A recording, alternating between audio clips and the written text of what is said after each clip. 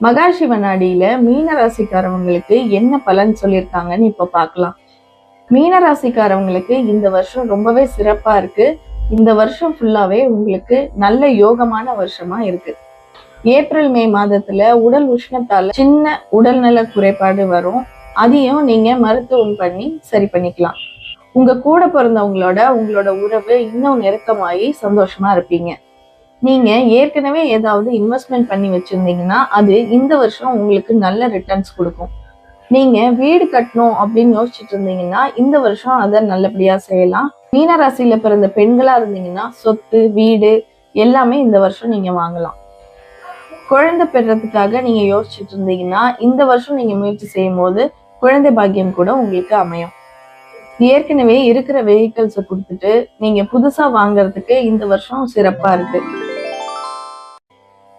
மீனராசிக்காரவங்களுக்கு மகாசிவனாடியில என்ன பரிகாரம் வந்திருக்குன்னு பார்க்கலாம். காஞ்சிபுரத்துல உள்ள காமாட்சி அம்மன், வரதராஜ பெருமாள், ஏகாம்பரேஸ்வரர் இவங்க 3 பேரையும் ஒரே நாள்ல தரிசனம் செய்யறது சிறப்பான பலன்களை உங்களுக்கு இந்த வருஷம் கொடுக்கும்.